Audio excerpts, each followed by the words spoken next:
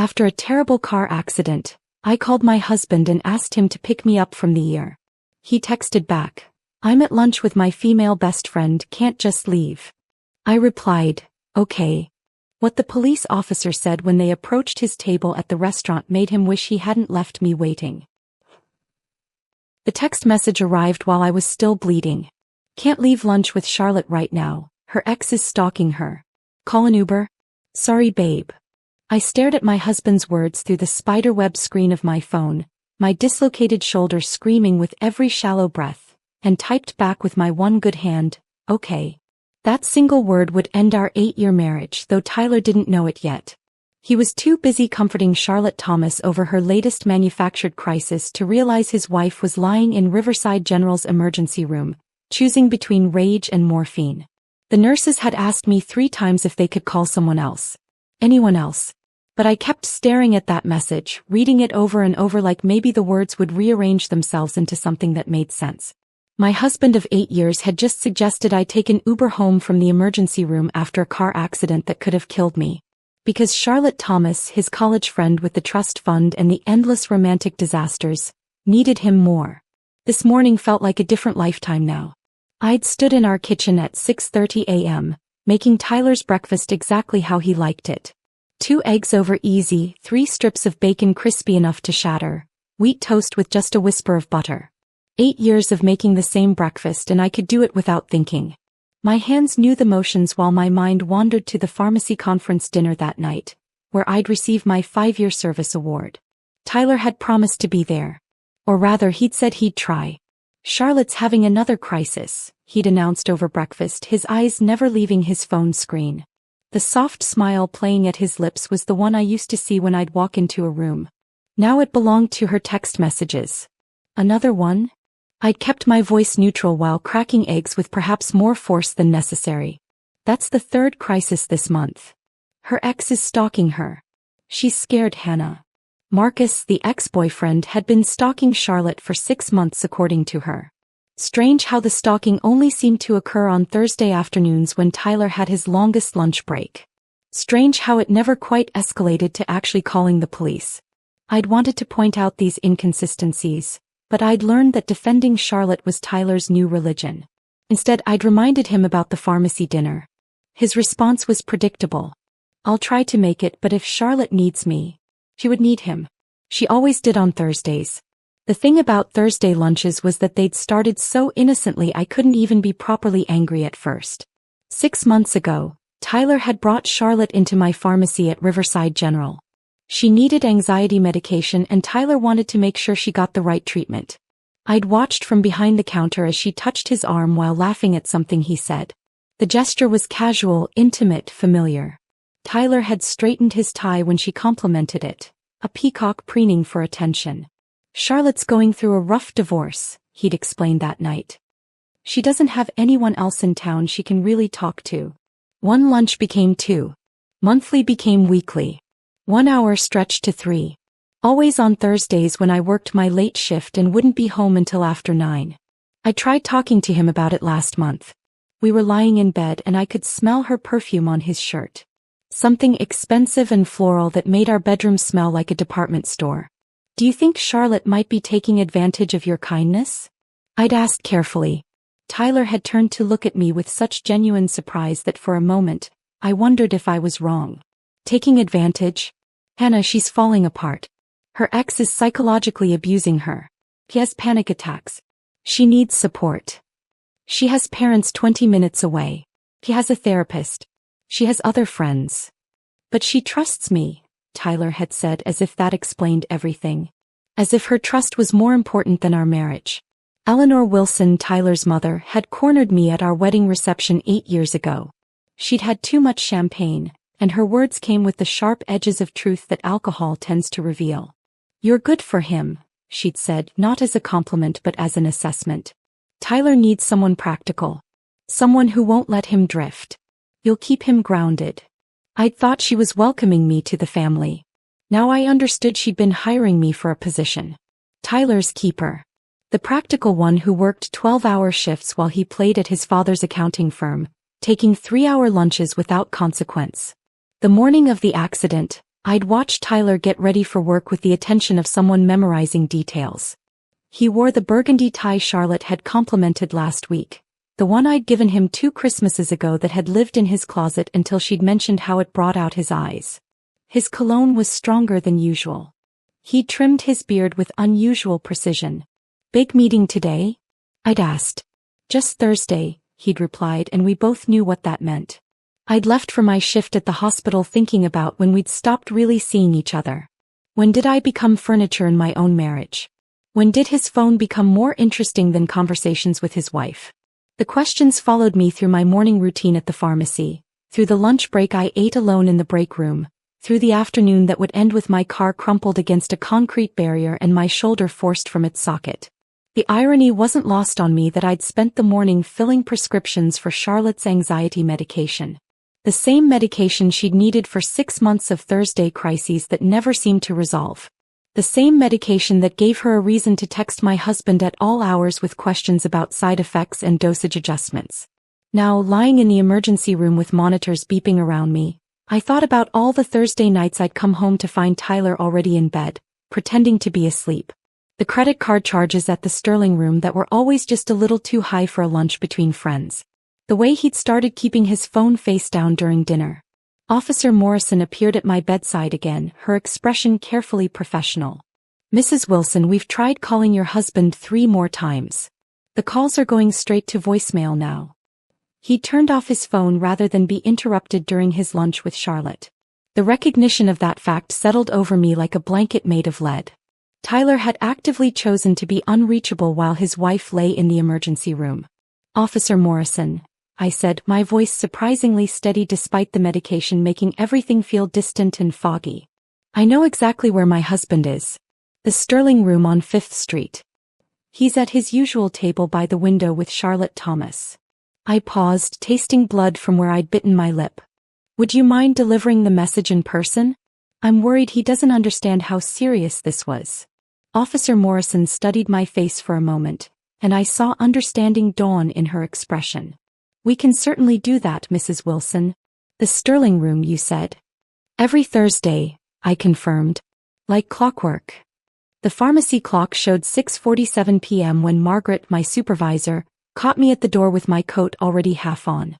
Her expression carried that particular blend of desperation and authority that meant she was about to ask for something I wouldn't want to give. "Hannah, I hate to ask, but the controlled substances inventory is off by 3 counts. State's coming Monday for inspection. I really need someone who knows what they're doing to help me sort this out tonight." My hand paused on the door handle. 3 counts off meant at least 2 hours of checking every log, every signature, every transfer. The conference dinner started at 7:30, my award presentation at 8. Tyler had already made it clear that Charlotte's crisis took priority, but maybe if I showed up late with the actual award in hand, it would mean something. Maybe he'd look up from his phone and remember who he married. "I'm sorry, Margaret. Tonight's the conference dinner. Remember? The 5-year recognition." Margaret's face shifted to understanding, then something else. Pity maybe. She knew about Tyler's Thursday lunches like everyone at the hospital knew. Gossip traveled through medical facilities faster than any virus. "Of course. Go get your award, honey. You've earned it." The rain had started during my shift, a gentle patter against the hospital windows that had turned into a proper downpour by the time I reached my car. The wipers squealed against the windshield, rubber aged beyond usefulness but never quite bad enough to replace. Another thing on the list of things Tyler said we'd handle together but never did. I pulled out of the hospital parking garage into streets already flooding at the corners. The conference dinner was downtown at the Marriott, 15 minutes in good weather, probably 30 in this mess. My phone sat in the cup holder and I kept glancing at it, waiting for Tyler to text that he was on his way, that Charlotte's crisis had resolved, that he remembered his wife was being honored tonight. Nothing. The rain hammered harder as I turned onto Madison Avenue. The street lights created halos in the water streaming down my windshield, and I had to lean forward to see properly. The radio played something old and melancholy, a song my mother used to hum while doing dishes. I thought about calling Tyler one more time, but what would be the point? He'd made his choice clear at breakfast. Charlotte needed him. Charlotte always needed him on Thursdays. I was thinking about what I'd say if anyone asked where Tyler was tonight when I approached the intersection at 5th and Madison. The light was green, had been green for several seconds as I coasted toward it at 25 miles per hour, cautious in the rain. I was already entering the intersection when movement caught my peripheral vision. A lifted pickup truck, one of those unnecessarily huge things college boys drive to feel important, barreling down 5th Street like the rain didn't exist. The last coherent thought I had was that he wasn't stopping. This kid in his massive truck, probably 19 or 20, wearing a backwards baseball cap, was going to run that red light at full speed. The impact folded my car door into my ribs. The sound was extraordinary, nothing like movies make it seem. It was wet and sharp and final, metal surrendering to metal in the rain. My body moved in directions it wasn't meant to move, and suddenly the steering wheel was somewhere near my right ear and the door was touching my left hip in a way that made geometry stop making sense. Time did something strange then. Everything slowed down and sped up simultaneously. I could see individual raindrops on what was left of my windshield, each one perfect and separate. My mother's voice floated through my head with absolute clarity, a memory from 20 years ago when she'd caught me leaving the house in ratty underwear. Always wear clean underwear, Hannah. What if you're in an accident? What will the paramedics think? The absurdity of that thought made me want to laugh, but my chest wouldn't expand properly. Something warm was running into my eyes, and when I tried to wipe it away, my left arm wouldn't respond to commands. It just hung there at an angle that made my stomach lurch. My wedding ring caught the streetlight through the shattered window, gold covered in red that I knew was blood but couldn't quite process as mine. 8 years wearing that ring. 8 years of believing it meant something more than jewelry. Now it was just metal on a finger attached to an arm that wouldn't move, covered in blood from a head wound I couldn't see but could definitely feel. The radio was still playing. Through the chaos of steam from the destroyed engine and rain pouring through where windows used to be, that melancholy song continued like nothing had happened. My brain, probably in shock, decided this was vitally important information. The song was "The Night We Met" by Lord Huron. I could identify it despite everything else shutting down. Some part of me found this hilarious. Voices started penetrating the bubble of shock. Male Young panicked. The kid from the truck sang variations of "I didn't see her," and "The light was yellow," and "Is she okay?" over and over like a broken record. Other voices joined, calmer ones giving instructions about not moving me, about calling 911, about checking for breathing. Then familiar voices. Professional ones. The paramedics arrived faster than seemed possible, though time had become negotiable, so maybe it had been hours. I recognized the controlled urgency in their movements, the way they communicated in short, efficient sentences. They were doing the initial assessment, checking airways, breathing, circulation. The basic stuff you learn first day of any medical training. "Ma'am, can you hear me? Don't try to move.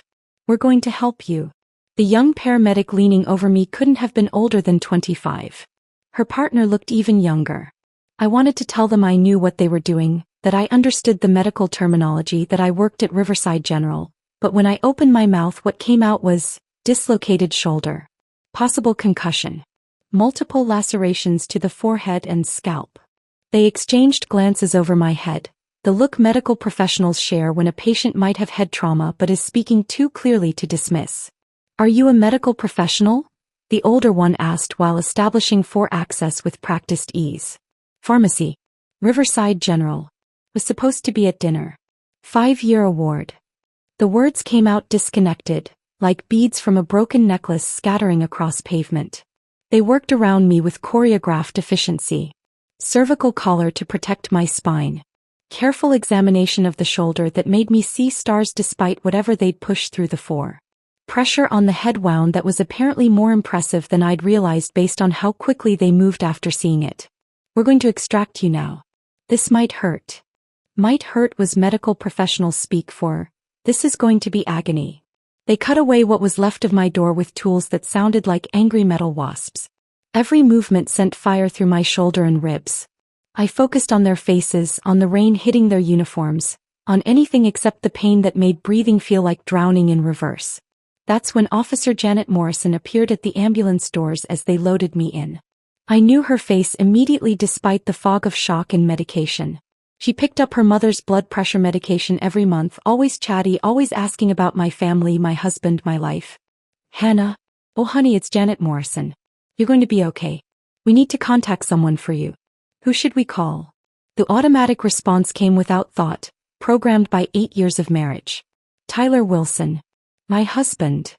I gave her the number while part of my brain screamed that he wouldn't answer, that Charlotte's stalker crisis would be more important than his wife's actual emergency, that Thursday lunches were sacred while Thursday accidents were inconvenient.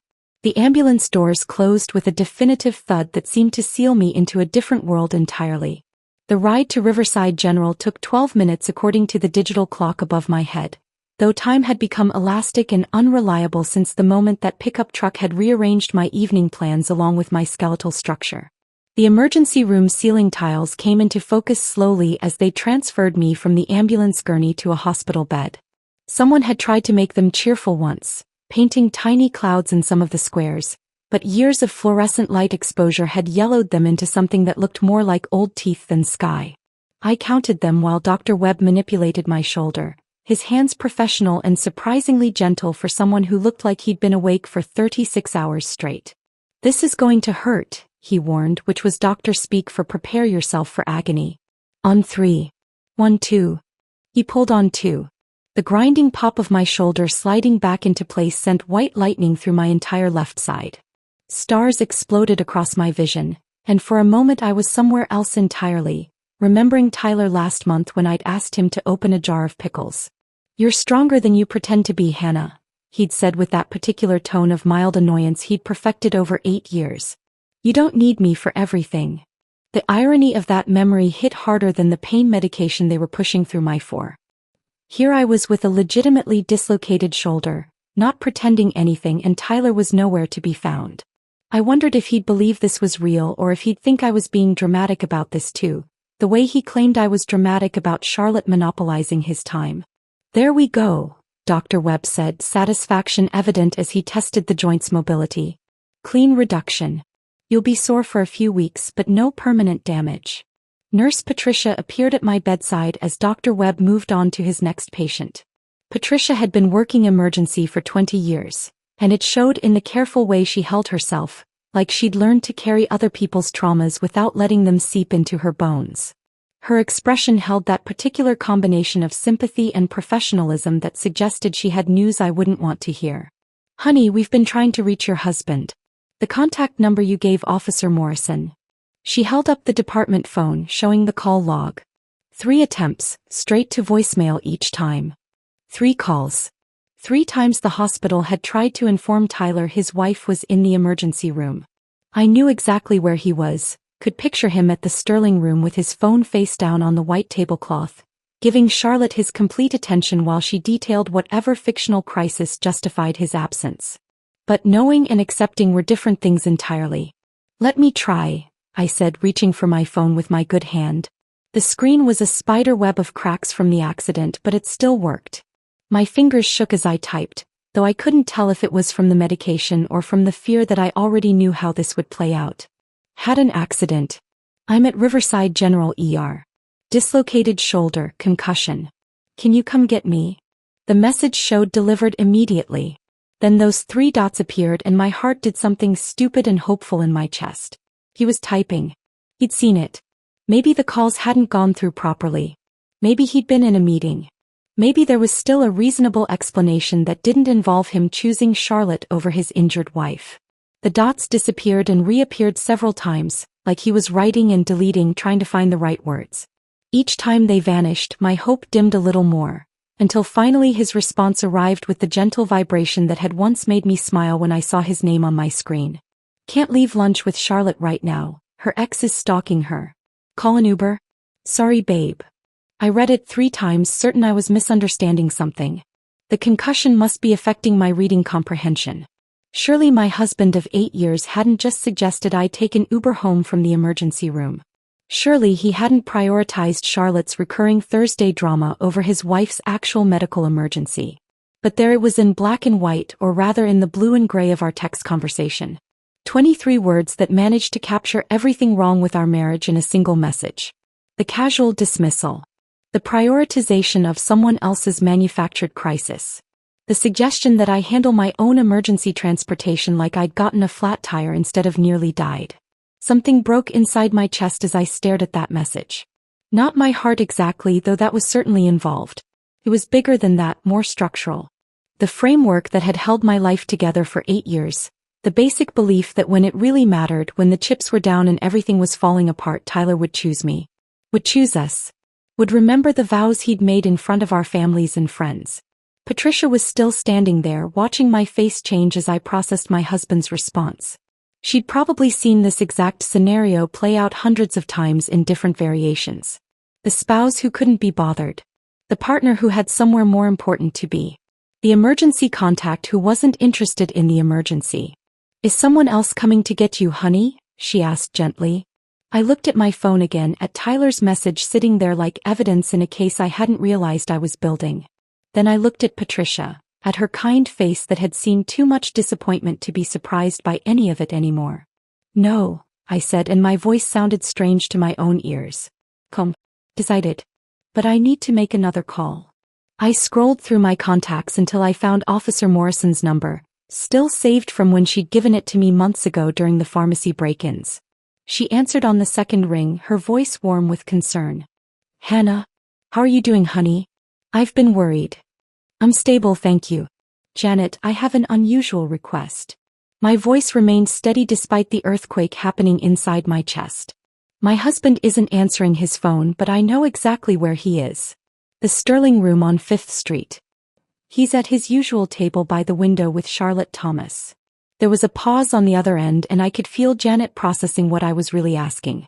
Would it be possible for someone to notify him in person? I continued, each word deliberate and clear. "I'm just worried he doesn't understand how serious this was." Another pause, longer this time. When Janet spoke again, her tone had shifted slightly, carrying an understanding that made me want to cry for the first time since the accident.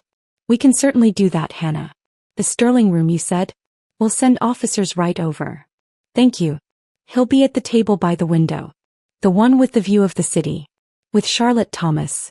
They have it every Thursday." "Every Thursday," Janet repeated, and those 2 words carried more weight than they should have. After I hung up, I lay back against the hospital pillow and closed my eyes, picturing what was about to happen. The Sterling Room with its crystal glasses and carefully folded napkins. Tyler leaning forward to catch every word of Charlotte's latest crisis. Her hand probably on his arm, that casual touch that meant everything and nothing. Then the door would open. Officers would walk in, their uniforms dark and official against all that white tablecloth elegance. Conversations would stop. Forks would pause midway to mouths. And everyone in that restaurant would turn to watch as the police approached Tyler's table. Charlotte's perfectly manicured hand would fly to her mouth. Tyler's face would cycle through confusion, annoyance, and then finally understanding. The silence would be complete as Officer Morrison explained that his wife had been in a serious accident, that she was in the emergency room, that they'd been trying to reach him for hours. The emergency room had developed its own rhythm around me while I waited for whatever came next. The steady beeping of monitors, the soft squeak of nurses' shoes on polished floors, the distant murmur of other people's crises being managed with professional efficiency. I had closed my eyes, not sleeping but floating in that medicated space between consciousness and dreams, when my phone buzzed against the hospital blanket. 3 texts arrived in rapid succession, Tyler's name lighting up my cracked screen like a warning signal. "Hannah, I'm so sorry. I didn't realize it was that serious. Why didn't the hospital call more than once?" Sending police was completely unnecessary and vindictive. I stared at the messages, watching them blur and refocus as my concussion made reading an adventure in patience. The progression was almost fascinating in its predictability. Apology, deflection, accusation. The Tyler Wilson playbook for avoiding responsibility, delivered in real time while I lay in a hospital bed with 15 stitches decorating my forehead. Another buzz. "You're being dramatic about this." 4 messages. 4 different attempts to make this my fault. The accident was serious enough to warrant an apology but not serious enough to leave lunch. The hospital should have tried harder to reach him, as if 3 calls to voicemail weren't sufficient. Sending police was vindictive, not a necessary response to his deliberate unavailability. And finally, the crown jewel of his deflection strategy. I was being dramatic. My good hand trembled as I set the phone aside without responding. What was there to say? That a dislocated shoulder and head trauma weren't dramatic enough for his attention? That his wife bleeding in an emergency room should have waited patiently for Charlotte's crisis to resolve? The curtain around my bed rustled and David walked in looking like he'd driven through hell to get here. My younger brother still wore his real estate showing clothes, the crisp blue shirt and khakis that made him look trustworthy to potential buyers, though now they were wrinkled and rain-spotted. His face, usually set in an easy smile that sold houses and charmed clients, was carved from stone. 2 hours, he said, crossing to my bedside in 3 quick strides. 2 hours I've been driving, thinking about all the ways I was going to support you through recovery, worried sick about my sister. His hand found mine, gentle despite the anger radiating from him. Then I get here and the nurse tells me your husband suggested you take an Uber home. David. No, Hannah. Just no. He pulled the visitor's chair close with his free hand, sitting down without letting go of mine. Show me the messages.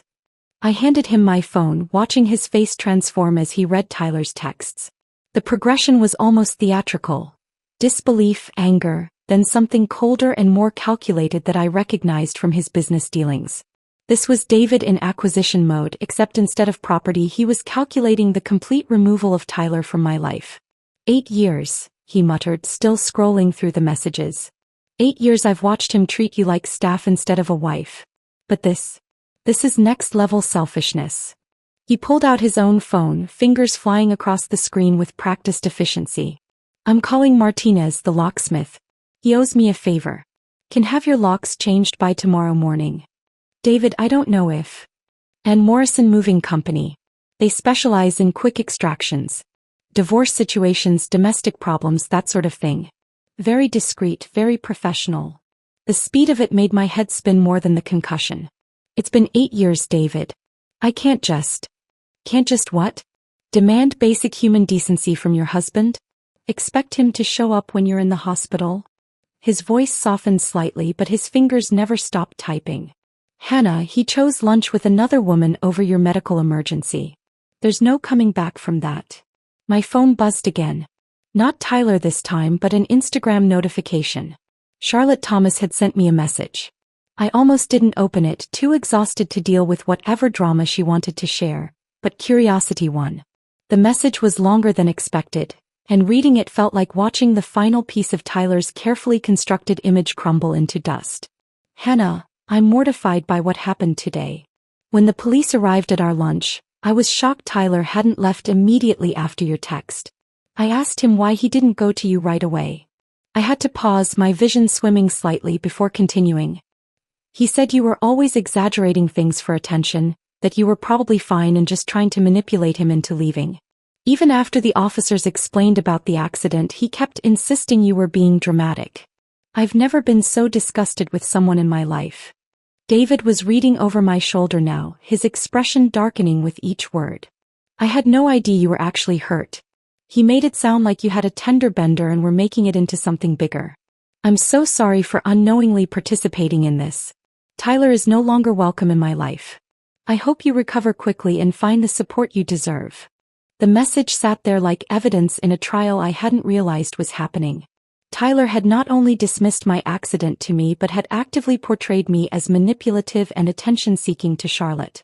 Even when uniformed officers explained I was in the emergency room with significant injuries, he'd maintained the fiction that I was being dramatic. Send me that screenshot, David said quietly. Martinez can be there at 8 a.m. tomorrow. Morrison Moving by noon. How do you feel about a formal notice drafted by my lawyer friend, delivered by certified mail? I looked at my brother, this man who'd driven 2 hours without hesitation when I needed him, who was now architecting the dissolution of my marriage with the same precision he used to close real estate deals. He hadn't once said I told you so, though he'd warned me about Tyler years ago, gently at first, then more insistently as the patterns became obvious. He'll say I'm overreacting, I said, though the words felt hollow even as I spoke them. Let him. While he's saying it, his belongings will be in boxes and the locks will be changed. David squeezed my hand gently. Hannah, he showed you exactly who he is today. When you needed him most, he chose someone else. That's not a husband. That's just some guy you happen to live with. I thought about Tyler at the Sterling Room, How his Thursday routine had been more important than his wife's emergency. How he'd characterized me to Charlotte, painting me as hysterical and manipulative to justify his absence. How even now, after police notification and public humiliation, he was still trying to make this my fault.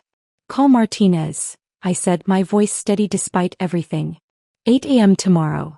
David nodded, already pulling up the contact. "And Morrison moving?" "Yoon. Everything of his, packed and ready." My brother smiled for the first time since walking in, though it wasn't a happy expression. It was the smile of someone watching justice finally arrive, even if it came dressed in heartbreak and hospital gowns. "I'll handle everything," he said, and I knew he would. While Tyler was probably still at the Sterling Room, trying to salvage his dignity in front of Charlotte and the restaurant patrons who'd witnessed his public shaming, David was already dismantling the life we'd built together with surgical precision. My phone buzzed once more. "Tyler again, we need to talk about this like adults." I looked at the message, then at David, then at my wedding ring still covered in dried blood from the accident. 8 years reduced to this moment, this hospital bed, this decision that wasn't really a decision at all. Tyler had made the choice for both of us when he typed those 23 words suggesting I take an Uber home. David handed me a cup of coffee at 7:45 Friday morning, 15 minutes before Martinez was scheduled to arrive. My shoulder throbbed despite the pain medication, and moving from the bedroom to the couch had taken longer than it should have, but I needed to be present for this. 8 years of marriage couldn't be dismantled from bed. "You sure you want to watch this?" David asked, though he was already arranging pillows to support my injured shoulder. "I need to see it happen. Otherwise, I might convince myself it was all a dream." The doorbell rang at exactly 8 o'clock. Martinez stood there with a toolbox that looked like it had seen 1,000 relationship endings, his weathered face carrying the expression of someone who'd learned not to ask questions about why locks needed changing on a Friday morning. "David Wilson's sister?" he asked, already knowing the answer. "I'll have you secured in about an hour. New deadbolts, new door handles, even gonna change out that back door lock you probably forgot existed." He worked with methodical precision, the sound of drilling and metal on metal filling the townhouse. Halfway through installing the second deadbolt, he paused to take a water break. "You know, I see this situation more than you'd think," he said, wiping his forehead. "Husband forgets wife exists until the locks change. Then suddenly they remember they're married." Morrison moving arrived at 9:30, earlier than expected. 3 people in matching blue shirts who moved through the house with the kind of efficiency that came from practice. The team leader, a woman named Rosa who couldn't have been more than 5 feet tall but carried herself like she could bench press a refrigerator, handed me an inventory sheet. "We'll photograph everything before packing, document any existing damage, treat every item with care regardless of whose it is. Professional and neutral, that's our policy." They started in the bedroom.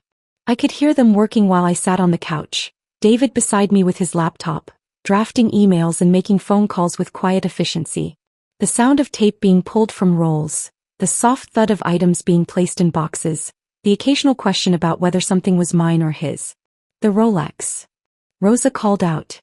"His anniversary gift from 3 years ago. I'd saved for 6 months to buy that watch, working extra shifts during flu season. Tyler had worn it twice. Golf clubs. His. Those had cost more than I'd spent on car maintenance in 2 years. Justified as networking equipment for client relationships that never materialized. The signed baseball in the display case? His. A gift from his father, supposedly valuable, definitely never touched. Each item they packed felt like evidence in a case I hadn't realized I'd been building. The expensive things I'd bought him, trying to make him happy, trying to be the wife he wanted. The hobbies he'd started and abandoned, leaving expensive equipment to gather dust. The designer clothes that had to be dry cleaned, suits that cost more than my monthly student loan payment. Mrs. Chin appeared at the door around 10:30, carrying a container of soup that smelled like comfort and motherhood. She was 73, had lived in the neighborhood for 40 years, and had opinions about everyone that she usually kept to herself. "I saw the locksmith," she said, setting the soup on my coffee table. "About time if you ask me. Mrs. Chin. That man never deserved you. Working all hours while he..." She paused, suddenly very interested in adjusting the lid on the soup container. "While he what?" Her face creased with discomfort. "I don't want to upset you more, dear. You've been through enough. Please. Whatever it is, I need to know.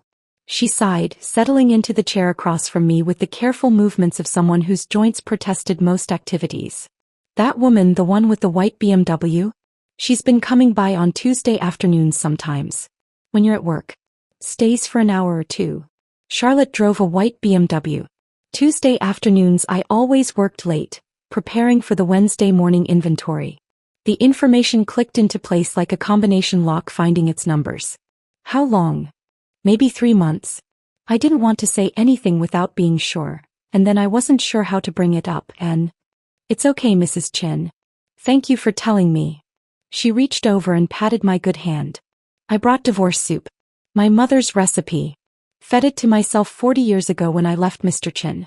Best decision I ever made. After she left, I sat with this new information, adding it to the growing pile of evidence that my marriage had been over long before yesterday's accident. Charlotte hadn't just been having lunch with Tyler. She'd been coming to our home.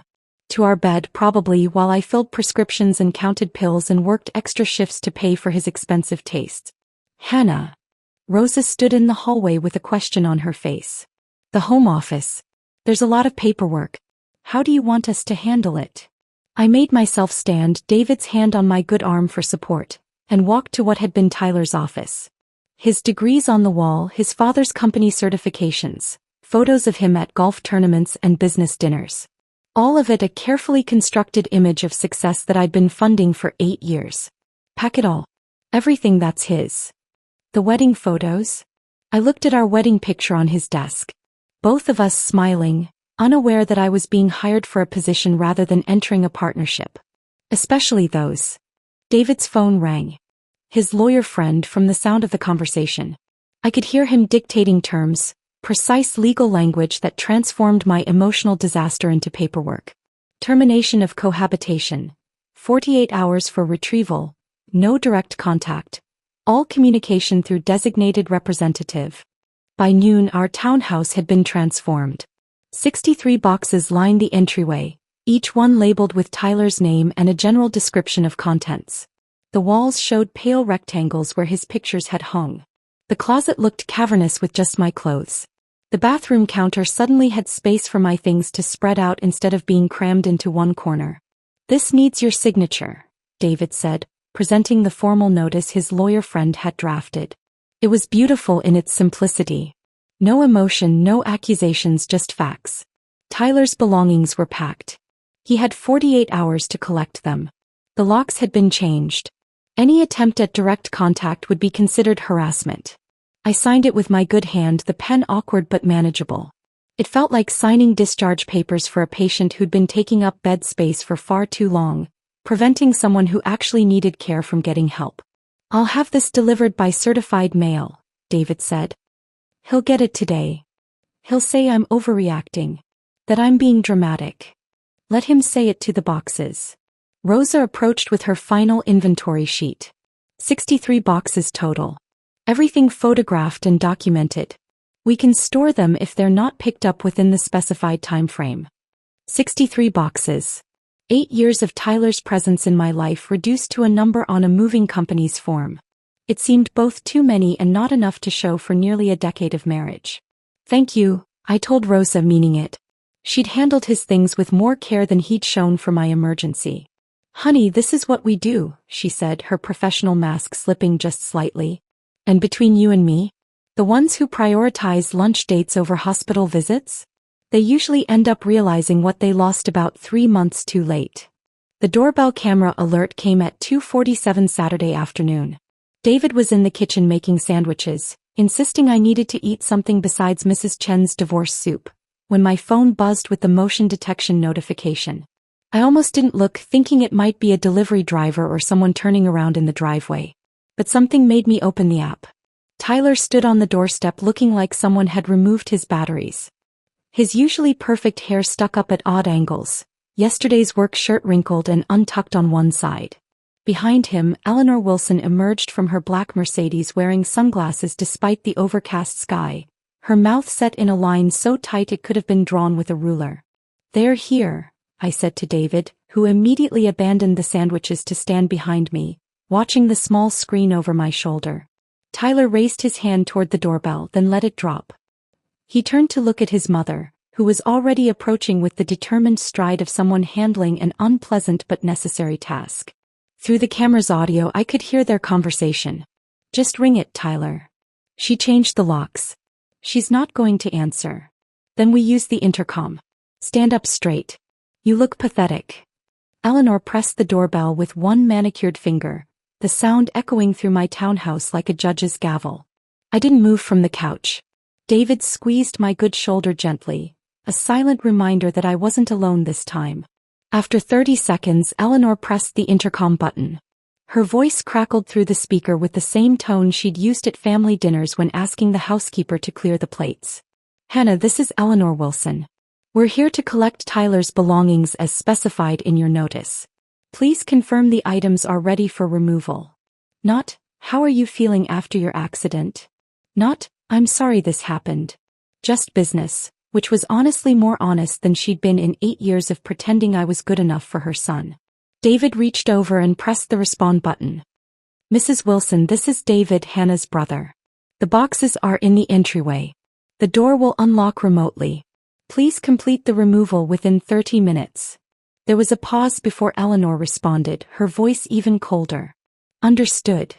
David pressed the remote unlock and I watched through the camera as Tyler pushed open the door he used to walk through without thinking.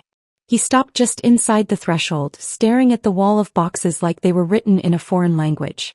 His mouth moved, but the camera didn't pick up what he said. Eleanor pushed past him, surveying the packed items with the efficiency of someone conducting an inventory. "Start loading," she instructed Tyler, who still hadn't moved. "The sooner we finish this, the better." Tyler picked up the first box, labeled office supplies, and I watched his face change as he registered what was happening. This wasn't a dramatic gesture he could talk his way out of. This was real, final, boxed and labeled with the kind of precision that left no room for negotiation. He carried the box to the Mercedes, walking like someone underwater. Eleanor supervised from the doorway, occasionally directing him to be careful with certain boxes, treating the whole process like a business transaction she needed to oversee but didn't want to soil her hands with. On his third trip, Tyler stopped at a box labeled wedding photos, and stood there for a full minute just staring at the label. His shoulders slumped in a way I'd never seen before, like someone had let the air out of him. Eleanor's sharp voice cut through whatever moment he was having. "Tyler, we don't have all day. Charlotte has been calling you repeatedly." Charlotte. Even now, even during this, she was still the priority. Tyler picked up the box and continued his mechanical journey to the car. I found myself studying him through the camera, this man I'd spent 8 years with, and realized I was looking at a stranger. Without his confidence, his carefully maintained image, his certainty that the world would always bend to accommodate him, he looked hollow. Younger somehow, like a child forced to clean up a mess he'd made but didn't understand. "Kitchen items, expensive," Tyler read from one box, hefting it carefully. "The copper pans he'd insisted we needed, though he'd never cooked a single meal. The espresso machine that cost $2,000 and made coffee that tasted identical to our old machine. The mandolin slicer still in its original packaging." Eleanor remained at her post by the door, occasionally checking her phone, probably calculating how this embarrassment would affect her social standing. She'd have to explain to her book club why her daughter-in-law wasn't at family functions anymore. Have to find a new narrative for Tyler's sudden single status that didn't involve him abandoning his injured wife for a lunch date. Box by box, Tyler emptied the entryway. His designer clothes, his exercise equipment he'd used twice, his collection of watches, his golf trophies from company tournaments. Each trip to the car seemed to take something out of him, his steps getting heavier, his face growing more haggard. On what must have been his 15th trip, he stopped at a small box labeled Miscellaneous Personal, and opened it right there in the entryway. I could see him pull out something small.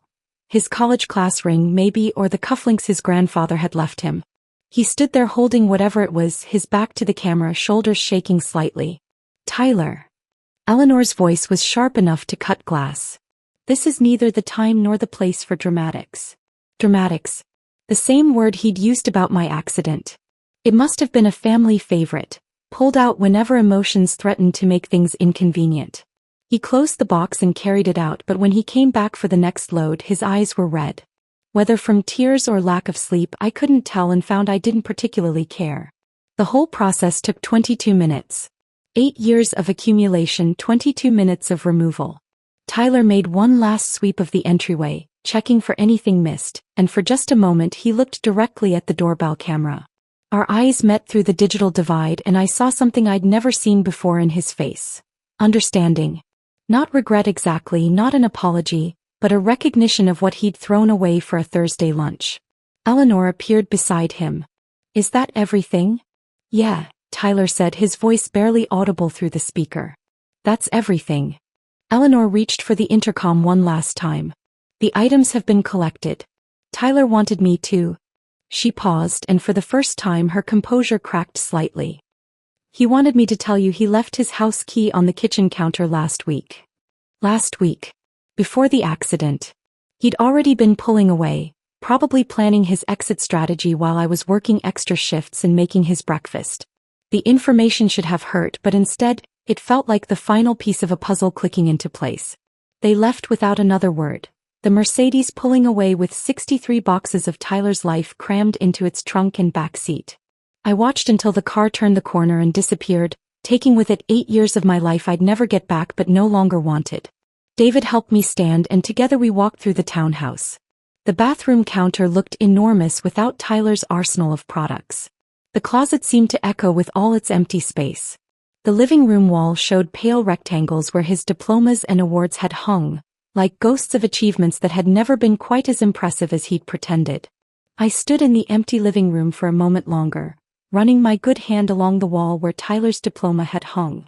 The paint was slightly brighter there, protected from years of sunlight, a perfect rectangle of what used to be. David was already in the kitchen, finishing those sandwiches he'd abandoned earlier, when my phone buzzed with a text from my coworker Melissa. 2 weeks had passed since the boxes left with Eleanor's Mercedes. 2 weeks of learning to exist in spaces that felt too big, too quiet, too mine. My shoulder was healing, the stitches had come out, and I'd returned to work part-time against David's protests that I needed more rest. You'll never guess who I saw last night, Melissa's text read. Your ex at Murphy's bar downtown, absolutely plastered, telling everyone at the bar that you overreacted to a fender bender. Said Charlotte was having a mental health crisis and needed him more. The bartender finally cut him off when he started crying into his whiskey. I read the message twice, picturing Tyler at Murphy's, a dive bar he would have called beneath him 6 months ago. Now he was there, drunk and desperate, spinning a narrative where he was the victim of his dramatic wife's overreaction. The same man who'd suggested I take an Uber from the emergency room was now crying into cheap whiskey about being misunderstood. He actually said Charlotte was suicidal. Melissa's next text arrived. Like that justified everything. But get this. My cousin Sarah works at Charlotte's firm. She's been posting beach photos from Cabo all week. Some mental health crisis. So Charlotte had fled to Mexico rather than deal with the fallout of Tyler's availability. The woman whose endless crises had demanded his immediate attention every Thursday for months had disappeared the moment she could actually have him. There was something almost poetic about it. I didn't respond to Melissa. What was there to say? That I wasn't surprised? That Tyler discovering what abandonment felt like was justice served cold? Instead, I went back to counting pills and filling prescriptions, the routine movements soothing in their predictability. A month later, on a quiet Wednesday afternoon, Richard Wilson walked into the pharmacy. Tyler's father looked older than I remembered, his usually perfect suit slightly rumpled, the kind of exhaustion in his eyes that came from disappointment rather than lack of sleep. Hannah, he said, approaching the counter with obvious discomfort. I didn't expect.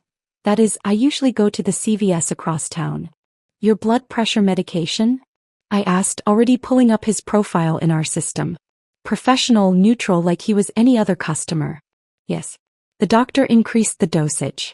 Stress, you understand. I did understand. The gossip network at Riverside General was efficient and comprehensive. Tyler had been making mistakes at his father's firm. Lost 3 major clients in 2 weeks by missing meetings, submitting error-filled reports, showing up late and disheveled. The golden boy who'd been handed a corner office was tarnishing fast. Tyler's been struggling, Richard said quietly while I prepared his prescription. He calls in sick every Thursday now. Says he can't face that day of the week. And Charlotte, she won't return his calls. Changed her number apparently. Every Thursday. The day that had been sacred for their lunches was now the day Tyler couldn't function. He finally understood what it felt like to be abandoned by someone you thought cared about you, except Charlotte had simply stopped answering, while he'd actively chosen lunch over my emergency. That must be difficult, I said, maintaining the same tone I used with any customer discussing personal problems. Richard studied my face for a moment, perhaps looking for anger or satisfaction. He found neither. I had become very good at professional neutrality in the past month. He's been driving past the accident site, Richard added. The intersection where it happened. His mother thinks he's punishing himself. I handed him the prescription bag. Will that be all today, Mr. Wilson? He nodded, understanding the boundary I'd drawn. As he left, I wondered if Tyler really drove past that intersection, if he pictured the pickup truck crushing my door, if he finally understood that some moments couldn't be undone with apologies or explanations.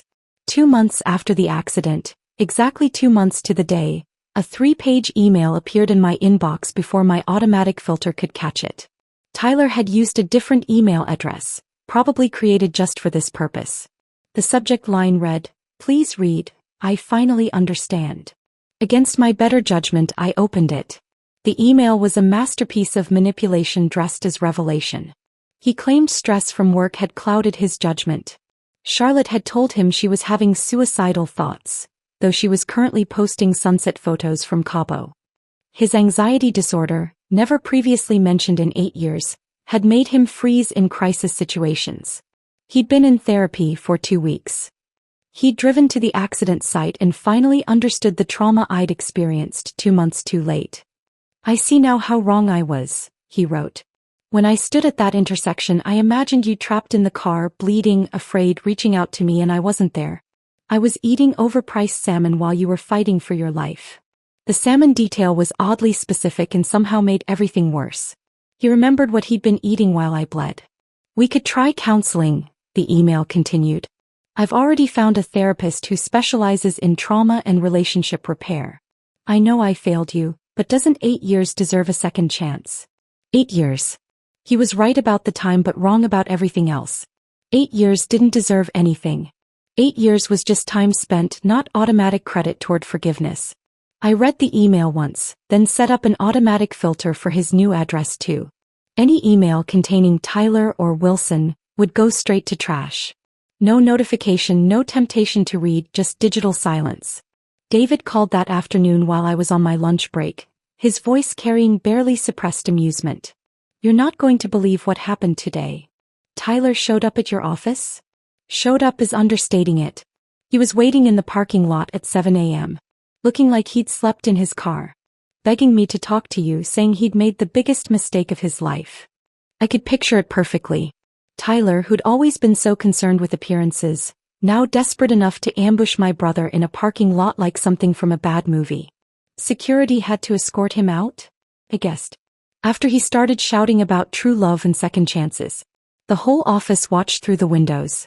My secretary filmed it, actually. He kept saying, "She's my wife, I love her," over and over, like saying it enough would make it true retroactively. He never said it when it mattered. No, David agreed. He was too busy at lunch to say it when it mattered. The image of Tyler being escorted from David's building while proclaiming his love was both pathetic and oddly satisfying. Not because I wanted him to suffer, but because he was finally experiencing consequences. For 8 years his choices had been cushioned by my accommodation. Now he was learning what life felt like without that safety net. "Hannah, you're glowing," Melissa said, holding up a champagne flute filled with grocery store sparkling wine that tasted better than any expensive vintage Tyler had ever insisted we needed. "Seriously, you look 10 years younger." 6 months had transformed more than just my living space. The dinner party sprawled through my townhouse. Colleagues from the pharmacy, 2 neighbors including Mrs. Chin, my book club friends who Tyler had called intellectually pedestrian, and David, of course, manning the kitchen with the confidence of someone who actually enjoyed cooking. I'd served dinner on plates I'd found at 3 different thrift stores last month. None of them matched, but somehow they looked perfect together. A blue one with tiny flowers, a yellow one with geometric patterns, a plain white one with a small chip that gave it character. Tyler would have been mortified. I found them delightful. Tell the story about the guy with the fish. Someone called out and Patricia, my former ER nurse, launched into a tale about a patient who'd arrived with a live goldfish in a bag, insisting it needed medical attention. Everyone laughed, the kind of genuine belly-deep laughter that had been absent from this house for years. No one worried about appearing sophisticated. No one checked their watches. No one mentioned Charlotte or Tyler or Thursday lunches. The next morning, I had my final follow-up with Dr. Webb at Riverside General. He manipulated my shoulder through its full range of motion, nodding with satisfaction at each movement. "Perfect recovery," he announced, then paused, studying the thin silver lines on my forehead where the stitches had been. "The scars are barely visible. Another few months and you probably won't see them at all." "They don't bother me," I said, meaning it. Those scars were proof of survival, evidence of the moment everything changed. Dr. Webb sat back, his expression shifting from professional to personal. I went through something similar 5 years ago. Not a car accident, but a moment when trauma revealed what was already broken. My ex-wife brought divorce papers to the hospital when I was recovering from emergency surgery. That's awful. I thought so at the time. But looking back, that surgery didn't end my marriage. It just exposed what had been dying for years while we both pretended everything was fine. Sometimes it takes a collision, literal or metaphorical, to show us we've been living in wreckage all along. His words stayed with me as I drove home, taking a route I'd been avoiding for 6 months. The intersection of 5th and Madison looked different in daylight, busier, more ordinary than the site of personal catastrophe it had become in my memory. I stopped at the red light, the same light the college kid had run that night, and waited. The intersection was just pavement and painted lines.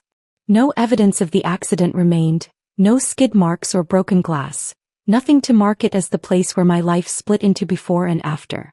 Cars moved through in their usual patterns. People crossed the street absorbed in their phones. Life continued its rhythm, indifferent to the history that had unfolded here. When the light turned green, I didn't move immediately. Instead, I thought about that kid in the lifted pickup, probably 19 or 20, who'd changed everything by running this light. I'd learned from the police report that he'd been sober, just young and stupid and racing to meet friends. His insurance had covered everything. He'd sent a letter through his lawyer apologizing profusely, saying he'd have nightmares about it forever. I'd wanted to write back to tell him that his recklessness had accidentally saved me. That his inability to stop at a red light had forced me to stop accepting less than I deserved. That sometimes destruction was the only way to create space for something better. But how do you thank someone for nearly killing you? How do you explain that their worst moment had become your liberation? The car behind me honked gently, pulling me back to the present. I drove through the intersection feeling lighter somehow, like I'd left something heavy behind on that corner. Thursday afternoon had arrived without fanfare. I'd worked my usual shift, come home to my quiet townhouse, changed into comfortable clothes that Tyler would have called frumpy. No elaborate dinner to prepare. No watching the clock to make sure everything was ready when he walked through the door after his extended lunch. Just me, a cup of tea, and a book I'd bought because the cover was pretty and the summary sounded interesting. The book was a mystery novel, the kind Tyler had dismissed as commercial fiction for people who don't really read. I was thoroughly absorbed in chapter 12 when my phone buzzed. David's name appeared on the screen. "Just checking in. You doing okay?" I looked around my townhouse, at the mismatched plates drying in the rack, at the throw pillows I'd chosen because they were soft instead of stylish, at the walls now decorated with photos that made me smile instead of impressed visitors. The afternoon sun slanted through windows no longer covered by the expensive blinds Tyler had insisted we needed, replaced by simple curtains I'd sewn myself last month. "You know what?" I typed back. For the first time in years, genuinely yes. "Good. Want to grab dinner Sunday? That new Thai place open near you." "Sounds perfect." I set the phone aside and returned to my book, tucking my feet under me on the couch that was now entirely mine to sprawl across. Outside, I could hear kids playing in the street, their laughter carrying through the open window. Mrs. Chen was probably in her garden, humming the Chinese songs she'd taught her grandchildren. Normal neighborhood sounds that had always been there, but I'd been too busy managing Tyler's moods to notice. The Thursday afternoon stretched ahead of me, empty of obligations or anxiety. No wondering when Tyler would come home. No preparing explanations for why dinner was simple or why I was tired or why I hadn't organized his dry cleaning. No checking my phone to see if Charlotte's crisis would extend his absence. Just peace, earned through pain but worth every moment of the journey that brought me here. I thought about Tyler occasionally, the way you think about a movie you once watched but can't quite remember the ending. He existed now in the past tense, a character from a different story, one I'd closed and shelved and had no interest in rereading. The anger had faded months ago, replaced by something that wasn't quite indifference but wasn't forgiveness either. It was simply done, finished, a chapter that ended when that pickup truck rearranged more than just metal and glass. My shoulder barely ached anymore, just occasional stiffness when the weather changed. The scars on my forehead had faded to thin lines that looked like worry marks, evidence of a life lived rather than a trauma survived. Everything had healed, bones, skin, and finally the parts of me I hadn't realized were broken until they started mending. I turned the page of my book, settling deeper into the couch, and smiled at nothing in particular. It was Thursday afternoon, I was alone and I was happy. Genuinely, completely, peacefully happy. The architecture of my new life was simple but solid, built on foundations I'd chosen rather than inherited, decorated with joy rather than obligation. This was what freedom felt like, not dramatic or triumphant, just quiet and true and entirely mine. If this story of poetic justice had you rooting for Hannah's comeback, hit that like button right now. My favorite part was when the police walked into the Sterling room, exposing Tyler's priorities to everyone. What was your favorite moment? Drop it in the comments below. Don't miss more gripping stories like this. Subscribe and hit that notification bell so you never miss an upload.